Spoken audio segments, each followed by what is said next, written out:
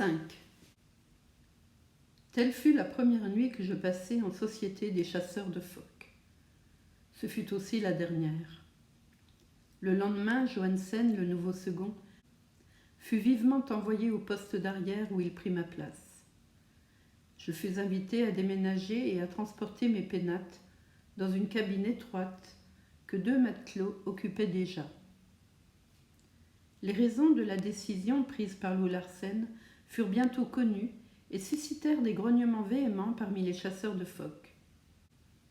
Si Johansen leur avait ainsi été expédié, c'est qu'il avait la fâcheuse habitude de parler tout haut pendant son sommeil et de revivre tous les actes accomplis par lui au cours de la journée précédente. Son incessant caquetage, ses cris, les ordres qu'il beuglait, avaient exaspéré Lou Larsen, qui s'était hâté de se débarrasser de lui. Après la nuit d'insomnie que j'avais passée, je me levai faible et souffrant cruellement pour tirer ma seconde journée sur le fantôme. À 5h30, Thomas Mugridge était venu me virer de ma couchette en y mettant autant d'aménité que Bill Sikes lorsqu'il secouait les puces de son chien. Note: Bill Sikes, personnage légendaire, comme notre Jean de Nivelle. Mais son manque de savoir-vivre lui fut payé avec usure. Le tapage inutile, je n'avais pas fermé l'œil de la nuit, auquel il se livra, réveilla un des chasseurs de phoques. J'entendis dans la pénombre un énorme soulier fendre l'air en direction du coq. Il poussa un cri de douleur, puis demanda à tous humblement pardon. Lorsque je me retrouvai avec lui dans la cuisine, je remarquai que son oreille était enflée et meurtrie. Elle ne revint jamais à son état normal, et tout le monde à bord l'appela dorénavant oreille en chou-fleur. Un tas d'événements pitoyables s'abattirent sur moi. Étant tout d'abord rentré en possession de mes vêtements, qui avaient fini de sécher devant le fourneau de la cuisine, je voulus immédiatement les échanger contre les hardes dont j'étais affublé. Dans ma poche, je cherchai mon porte-monnaie. En plus d'une certaine quantité de petites monnaies, il contenait, j'en avais le souvenir très net, 185$, en pièces d'or et en billets. Je trouvai la bourse, mais à l'exception de quelques piécettes d'argent, tout le contenu en avait été subtilisé. J'en fis l'observation au coq. Je comptais bien sur une réponse, mais je ne m'attendais pas à être traité comme je le fus. « Dis donc, Hump, commença-t-il avec un mauvais regard et un grognement rauque. « Pour qui que tu me prends? Si tu veux que je te casse la figure, faut le dire. Alors tu t'imagines que je suis un voleur? Fais gaffe à toi, sinon c'est moi qui t'apprendrai à vivre. Comment? Tu nous tombes sur les bras, je te prends avec moi dans ma cuisine, je te réconforte et te dorlote? Voilà ma récompense. Une autre fois, tu pourras bien aller au fond de l'eau. Et en attendant, j'ai envie de te flanquer une dérouillée. » Là-dessus, il se mit en garde et fonça vers moi.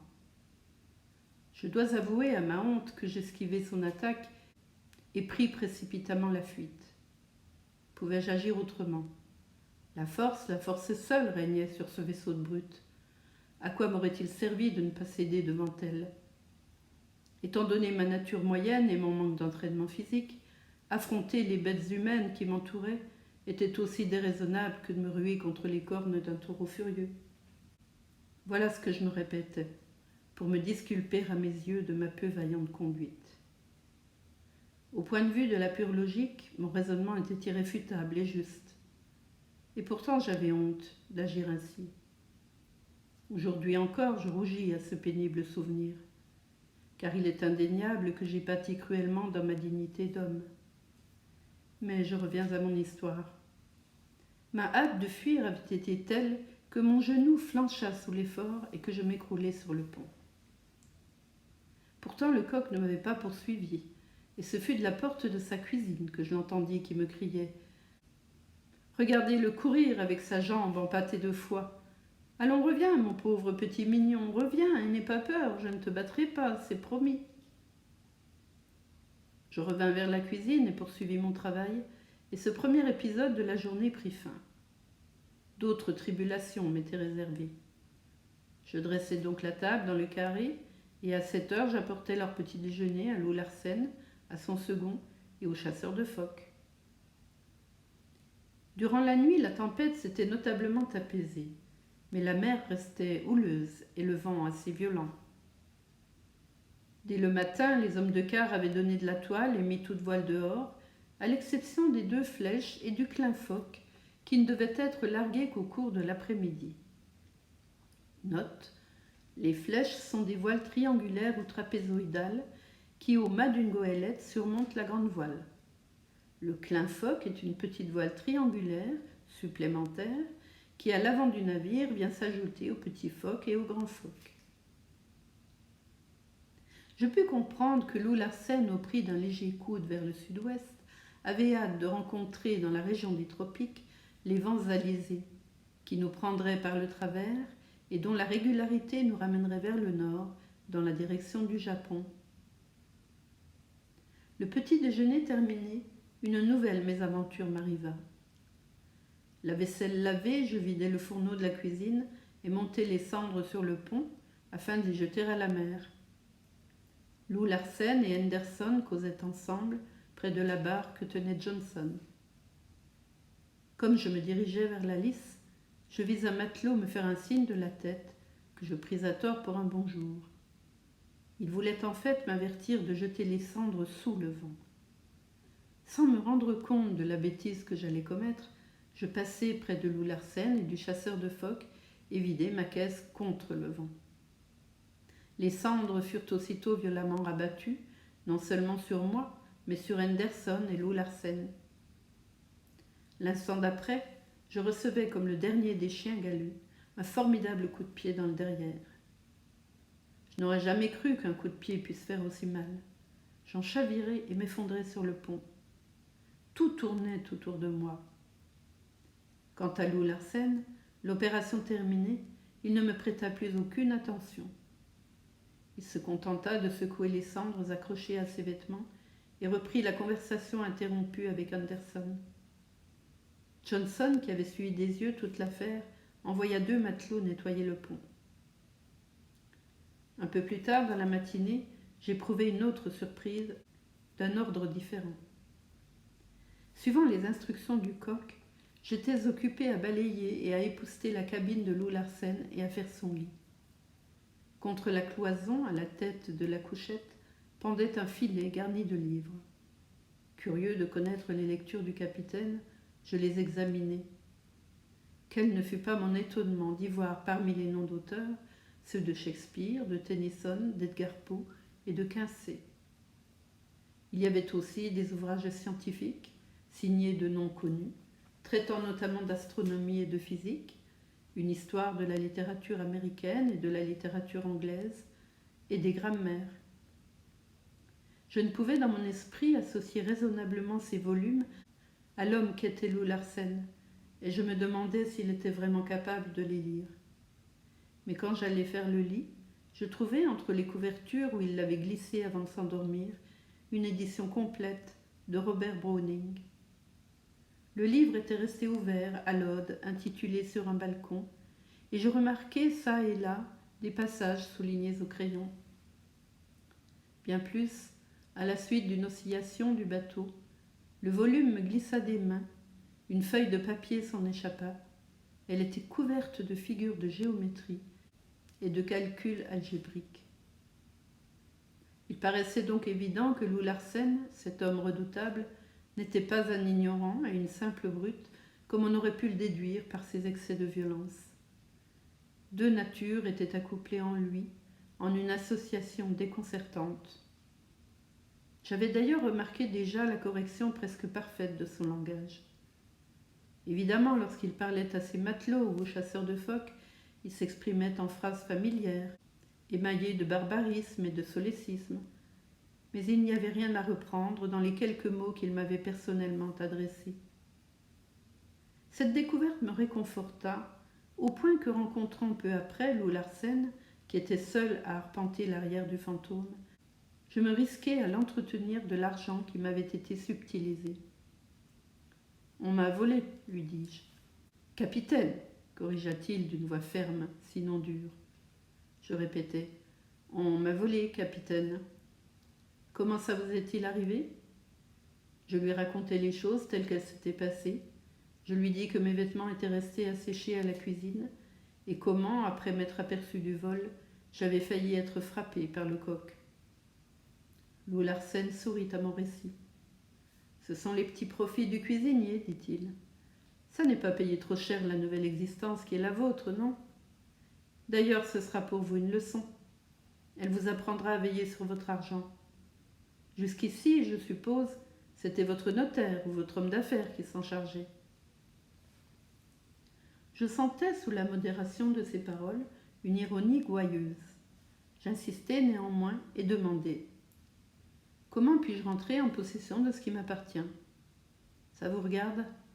Vous voulez un bon conseil ? Quand vous posséderez $1, veillez jalousement sur lui. Celui qui laisse traîner son argent mérite qu'il lui soit pris. Vous êtes d'ailleurs doublement dans votre tort. Vous avez tenté le cuistot, c'est mal. Par votre faute, il a succombé à la tentation et mis en péril son âme immortelle. À propos, vous y croyez, vous, à l'immortalité de l'âme ? Il laissa tomber ces mots d'une voix nonchalante. Il me sembla que cette âme close s'entr'ouvrait soudain devant moi. Mais ce n'était qu'une illusion. Personne, j'en suis convaincue, n'a jamais pu lire un peu profondément dans l'âme énigmatique de Loup Larsen. C'était une âme solitaire qui ne laissait jamais tomber complètement son masque. À peine par moments s'amusait-elle à le soulever un peu. L'immortalité, répondis-je, je la lis dans vos yeux. Étant donné le tour intime que prenait la conversation, j'avais négligé volontairement cette fois le fatidique capitaine. Effectivement, Loup Larsen ne releva pas mon omission. Il reprit. Vous lisez la vie dans mes yeux, mais rien ne prouve que cette vie soit immortelle. Je ripostai. À mon sens, tout le prouve, au contraire. Ma pensée va plus loin que cette vie. Il détourna la tête et promena son regard sur la mer, qui était morne et désolée. Une vague tristesse se refléta dans ses prunelles, son front devint grave et ses lèvres se durcirent. Puis brusquement, revenant vers moi, « Vous prétendez alors que je suis immortelle, et pourquoi le serais-je ? À quelle fin ?» Répondre à cette question comme il convenait était assez embarrassant. Comment lui expliquer que cette conviction de l'immortalité de l'âme était en moi une intuition intime, inexprimable, quelque chose comme ces douces musiques que nous entendons parfois dans notre sommeil et dont le rythme s'évanouit dès que nous tentons de le fixer en rouvrant les yeux. « Alors, la vie pour vous, qu'est-ce que c'est ?» demandai-je à mon tour. « La vie ?» s'exclama Loup Larsen. « Je pense que c'est une chose plutôt répugnante. C'est une levure qui bout, une fermentation qui dure selon les cas 1 heure, 1 jour, 1 année, 1 siècle parfois, puis qui s'arrête. Durant ce temps, les gros, pour se nourrir, mangent les petits. Les forts, pour conserver leur force, dévorent les faibles. Ceux qui ont plus de chance sont plus gros que les autres et vivent plus longtemps. Un point, c'est tout. Qu'en pensez-vous ? Il me montra de la main un groupe de matelots occupés un peu plus loin à une manœuvre. L'homme s'agite sans cesse, c'est la loi. Il s'agite pour gagner son pain et pour pouvoir continuer à s'agiter. C'est un cercle vicieux. Un beau jour, il s'arrête. C'est la fin. Il est mort. Il a des rêves, interrompis-je, des rêves étincelants et radieux. Des rêves du ventre, et d'autres aussi. Des rêves du ventre, c'est tout, il n'y en a pas d'autres. Tout se ramène à ça. Tous, tant que nous sommes, nous rêvons de trouver la fortune sur notre route, d'effectuer d'heureux voyages, de réussir dans nos entreprises qui mettront plus d'argent dans notre poche. Nous rêvons d'exploiter plus parfaitement nos semblables, de passer des nuits moelleuses pendant que d'autres se chargent pour nous des plus ignobles besognes. Voilà ce que nous sommes, vous et moi. La seule différence, c'est que j'ai gagné, en trimant dur, le bien-être dont je profite aujourd'hui, tandis que vous, Qui vous a gagné le lit douillet où vous dormiez, les vêtements élégants que vous aviez sur le dos, les bons repas auxquels vous vous délectiez? Pas vous, bien sûr. Vous n'avez jamais rien acquis à la sueur de votre front. Vous ressemblez à ces frégates qui foncent en plein vol sur les boobies pour leur chipper les poissons qu'ils ont pris et s'en repaître à leur place. Note. Les frégates sont des oiseaux palmipèdes des mers tropicales aux ailes énormes et puissantes. Les boobies sont d'autres oiseaux aquatiques, lourds d'allure et ressemblant aux pélicans. Vous mangez, vous aussi, la nourriture produite par d'autres hommes qui ne demanderaient pas mieux que de la consommer eux-mêmes.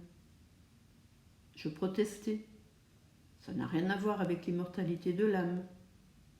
Il continua rapidement, les yeux étincelants. La vie, je le répète, est quelque chose de répugnant. Et c'est cette saleté que vous voudriez éternelle. Pourquoi? Dans quelle intention avouable? Votre vie a abordé la mienne par accident, et vous n'avez qu'une idée, c'est de me fausser compagnie pour recommencer à vivre comme un pourceau. Mais c'est ma volonté de vous garder avec moi sur ce bateau. Je prétends faire quelqu'un de vous ou vous briser. Je pourrais à l'instant même vous tuer d'un coup de poing, car vous n'êtes qu'un minable avorton. Avec votre âme immortelle, êtes-vous seulement capable de me dire pourquoi je vous garde ici? Parce que vous êtes le plus fort. Et pourquoi suis-je le plus fort? Parce que je suis un plus gros morceau de ferment que vous. À des degrés divers, la vie est en nous. Elle s'agite et rêve de s'agiter éternellement. Voilà pourquoi, et sans autre raison valable, nous prétendons être immortels. Là-dessus, Louis Larsen me tourna les talons et s'éloigna. Je le vis bientôt s'arrêter, se retourner vers moi et m'appeler. « À propos, me demanda-t-il, quelle somme le cuistot vous a-t-il volé ?»« 185 $, capitaine. » Il hocha la tête, et pendant que je redescendais à l'intérieur du navire, afin de préparer la table pour le déjeuner de midi, je l'entendis qui abreuvait d'injures sonores le groupe de matelots qui manœuvraient.